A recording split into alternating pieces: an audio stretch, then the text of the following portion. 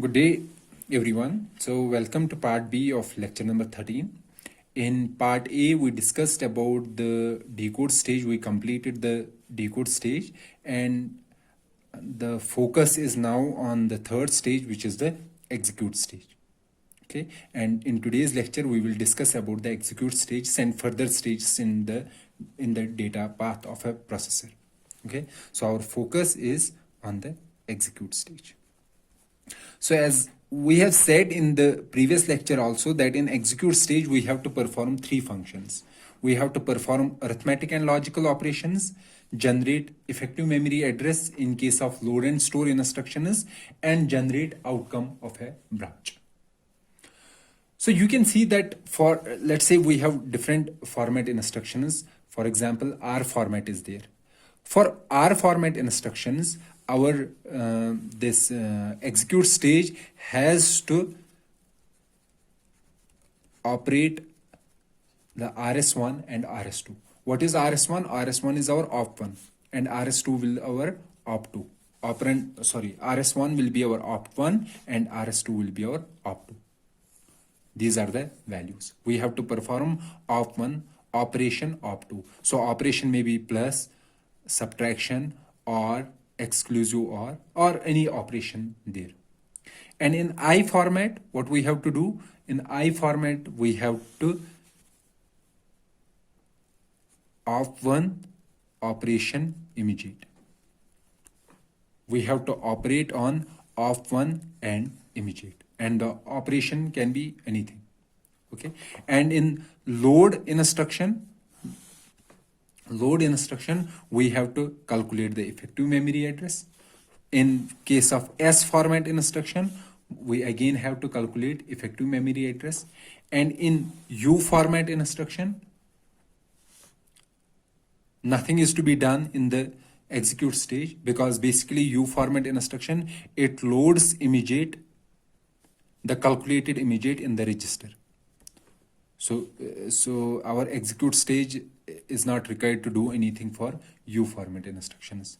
And SB format,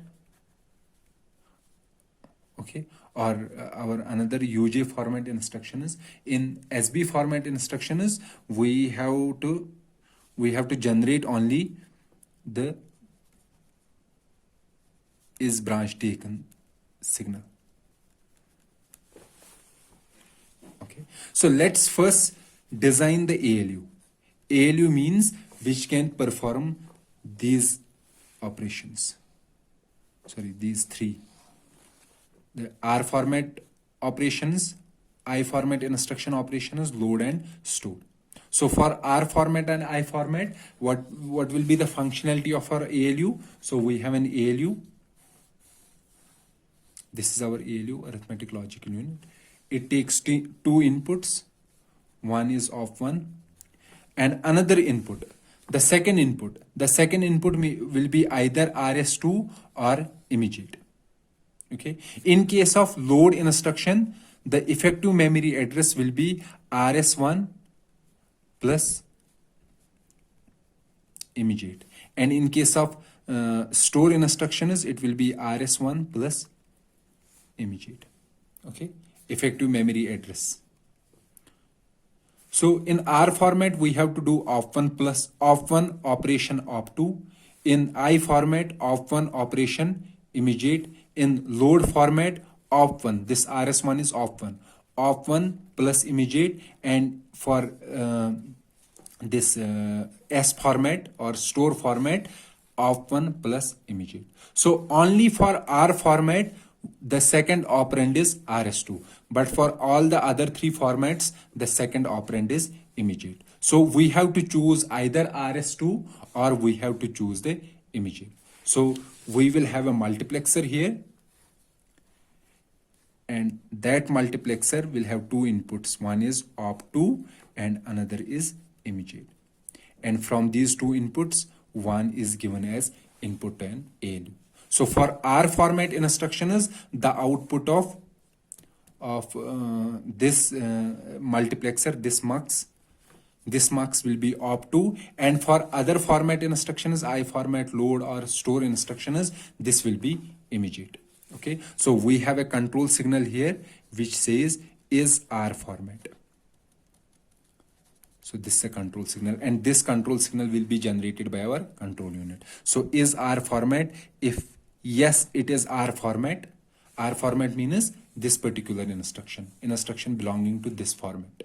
And we have 10 such instructions. And is R format, and our control unit will determine the type of instruction using opcode, func3 and func7.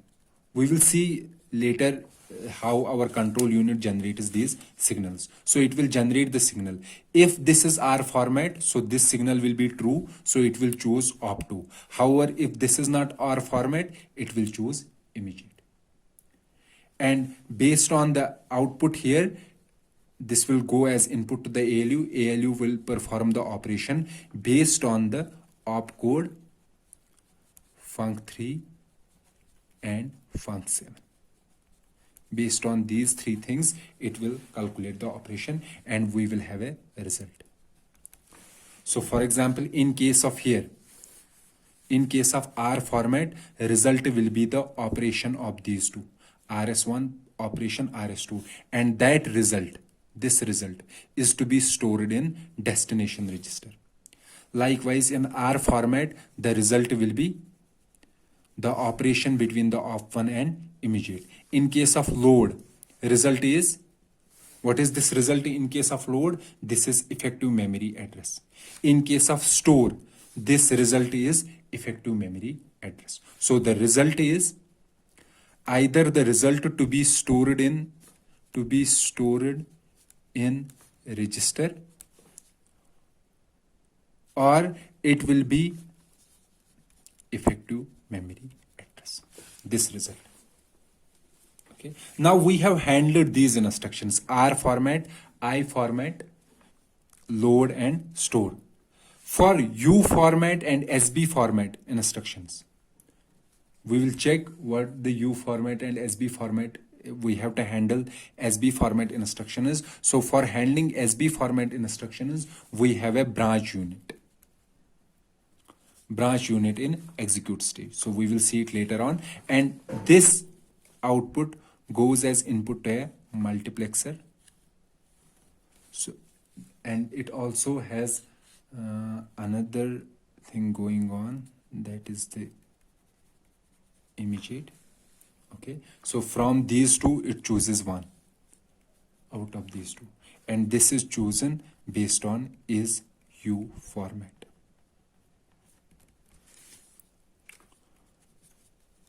So this is our control signal, is U format. So if the instruction is not U format, if this is not this format, so that means it is one among these are SB format. Okay, if it is one among these, that means the output should be the result here. Okay, however, if it is U format, then for U format instruction, this has nothing to do. We don't have to do anything with this result. For U format instructions, we simply require immediate, and that immediate will be written to a register in the next stage. Okay, so we will choose in that case this immediate. Fine. Now we have handled this instruction as well: U format, S format, load, I format and R format. Now remains the SB format. In case of SB format, okay, what should be the output of ALU? The output of ALU should be branch target address, and that address is generated by which stage? Decode stage, and that address is input to the execute stage. So branch target is input. So this execute stage has a branch target. So if for branch instruction is, the output should be branch target. So we have another multiplexer here. This is our multiplexer, and it says is branch, and this gives the output. So if this is a branch, we will choose this as the output, BT. However, if it is not a branch, then we will choose this result as the output.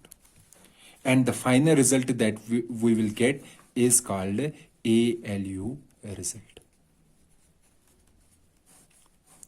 So the final output from the execute stage is ALU result. And what is this ALU result? This ALU result will be either branch target, or it will be simply immediate, or it will be this result. So ALU result will be, so I will write it here. So this ALU result,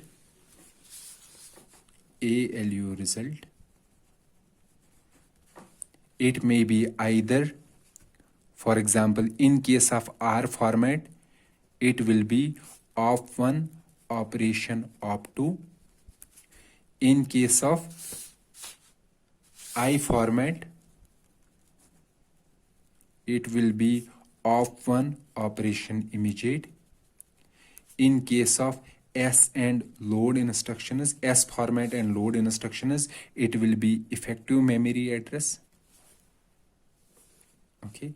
In case of U format, it will be simply immediate.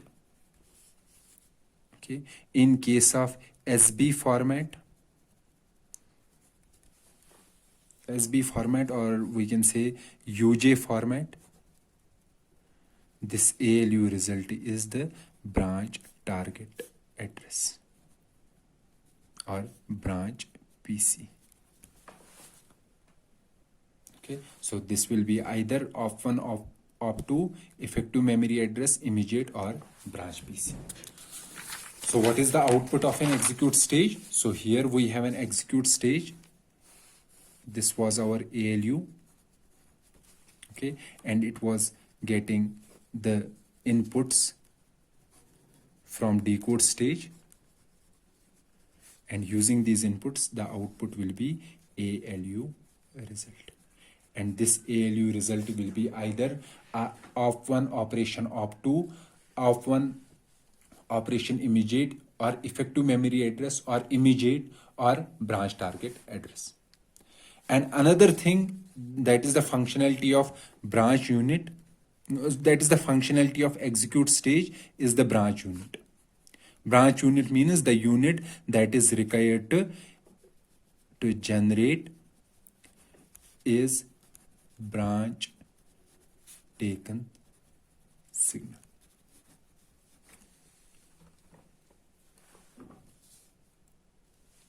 Okay, so what is the what will be the structure of branch unit? It will be like this. So we have a comparator.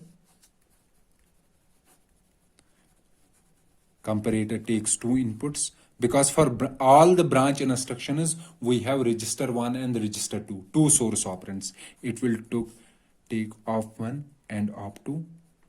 It will also take opcode func3 as the input, and it will receive a signal is SB. Is this a branch instruction? The instruction it is executing, or we can say, let's say if opcode is not required here, only func3 is required, it will receive a signal is branch instruction. If the instruction is branch, see, if the instruction is not branch, the comparator will give output as 0.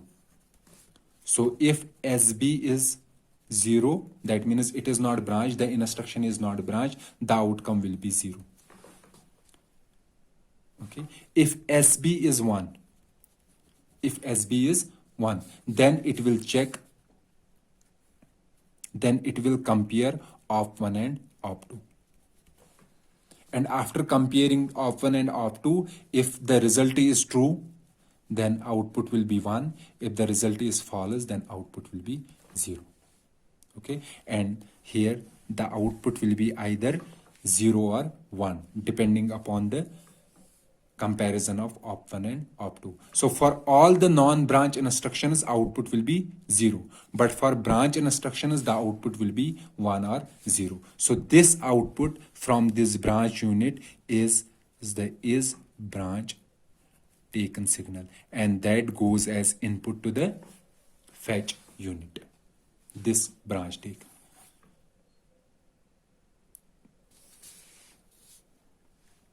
Okay, so also this ALU result also goes as input to the fetch unit, because this ALU result is the branch PC in case of SB instructions. You may have seen here that in case of SB format instructions or UJ format, these are branch instructions.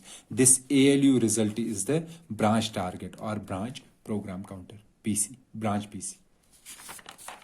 Okay, so this was all about the this was all about the execute stage. So our execute stage, this was our execute stage. It gave us ALU result and is branch taken signal. So this is input to fetch. Also, this is also input to fetch stage. And this also goes input to our next stage, which is memory access. Okay, so let's discuss it about the fourth stage, which is the memory access stage. Memory access stage means in this particular stage we have to access the memory, and we know that for RISC-V instruction set architecture we have to access memory only in case of load and store instructions. So our memory stage, memory access stage, it gets two signals, is load, is store. If the instruction, if it is receiving these signals, if the instruction is load or the instruction is store, then only this will work. This stage will work. Otherwise, it will simply forward the input. For example, the input to this stage was ALU result. Otherwise, it will simply forward the ALU result if the instruction is not load or store. However, if the instruction is load or store, then it will perform the function. Okay, so in case of load or store, what is this ALU result? In case of load or store, this ALU result is effective memory address.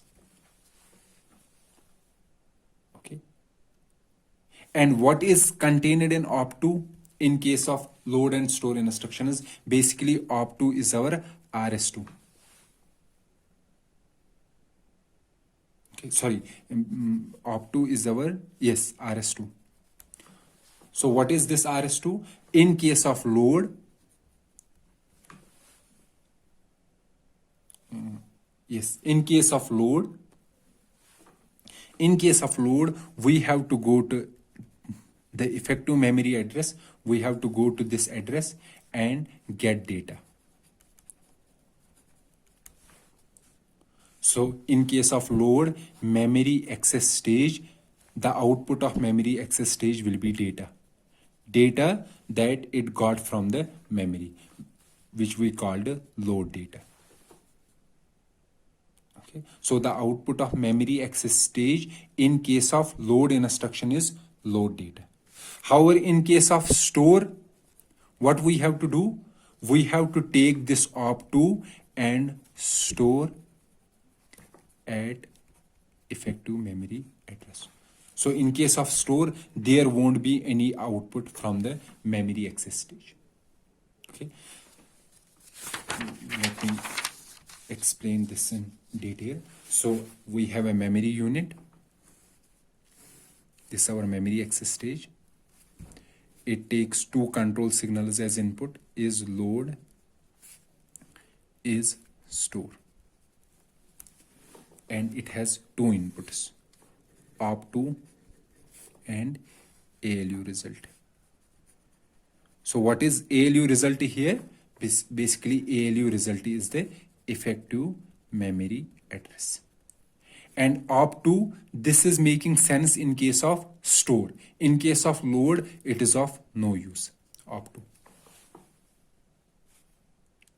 Okay. So this ALU result and this OP2, this ALU result is stored in a register inside the memory access stage, which we called memory address register, MAR, memory address register,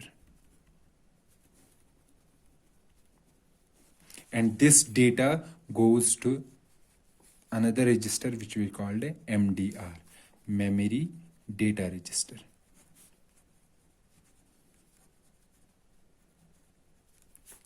MDR.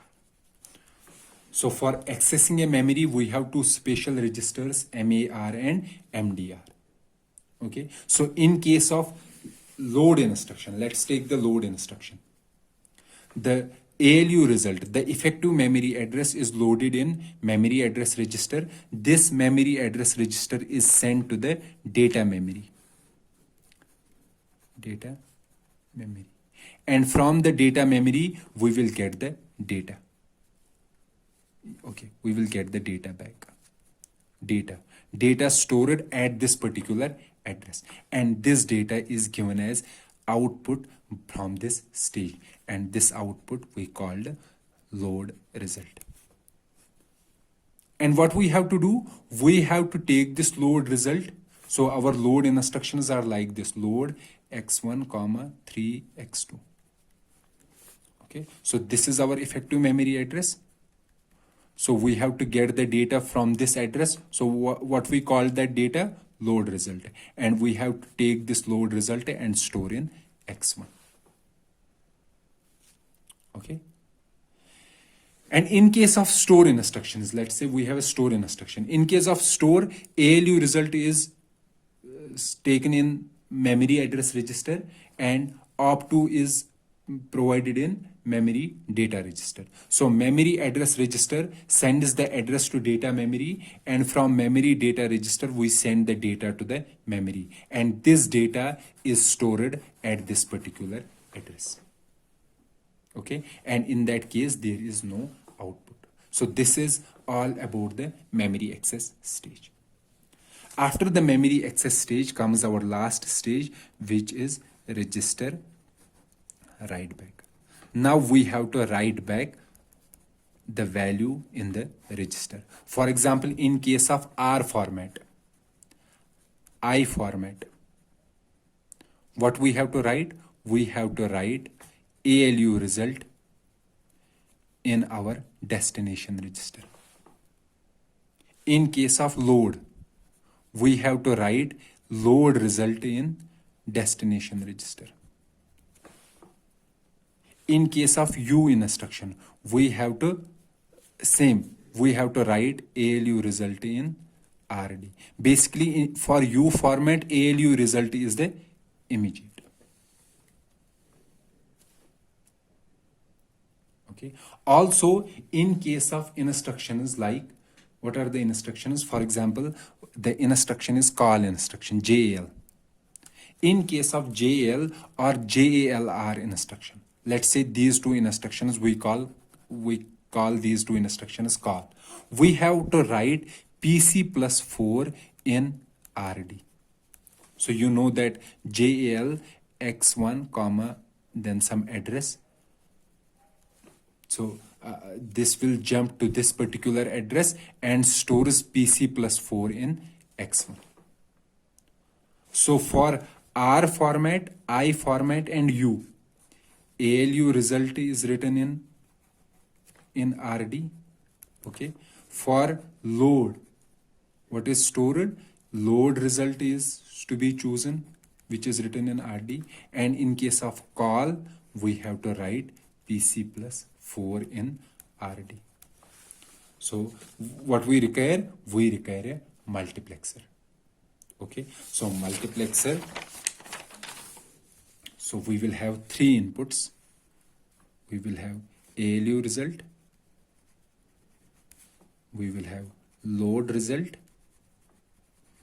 And we will have PC plus 4. This is PC plus 4. These are the 3 inputs. And from these 3, we have to choose one. And which one to choose? That is chosen based on the control signals. Is load is one control signal, is call is another control signal, and these control signals will be generated by our control unit. So if it is 0 0, neither it is load, neither it is call, so we will choose ALU result. If this is a load instruction, so load is 1, that means it is load, call is 0. If it is call, that means load is 0 and call is 1, it will choose this instruction, and the output which we called a result. Then we have to write this result in, where we have to write? We have to write it in a register file. This is our reg file.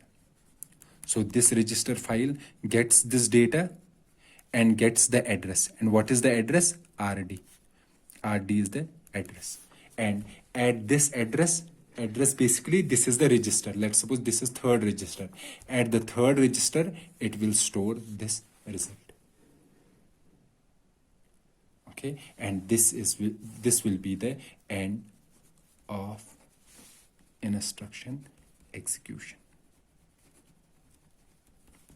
And this also completes our data path for RISC-V instruction set architecture.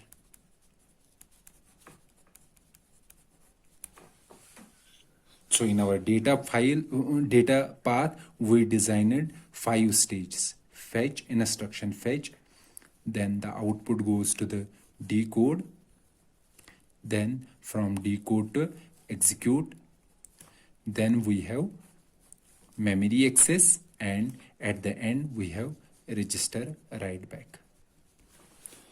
So these are the 5 stages that are there in the data path. Basically, these are the 5 basic stages. In some other architectures, there are more than 5 stages.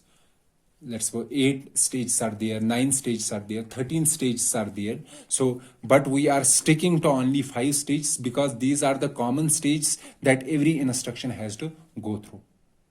And from these 5 stages, there are many instructions that only go through 4 stages. For example, there are some instructions that do not require the memory access stage, but still they have to pass through the memory access stage.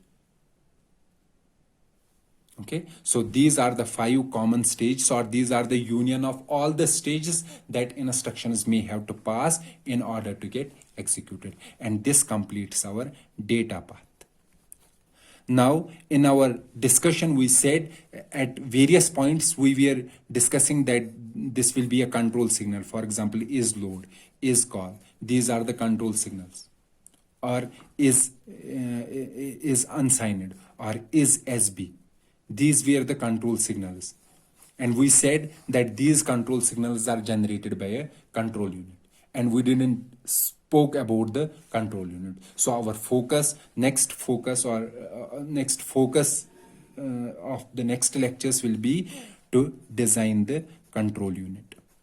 Control unit that can generate these control signals and how it generates these control signals. So we will discuss the control path for RISC-V instruction set architecture. So in our next lecture, lecture number 14, we will discuss the control path for RISC-V instruction set architecture. And after completing the control path, and we have also discussed the data path, completing these 2 sections, these 2 parts, we will have a complete processor that can implement a RISC-V instruction set architecture. So let's meet in the next lecture where we will be discussing about the control path, about the design of control path. Till then, goodbye.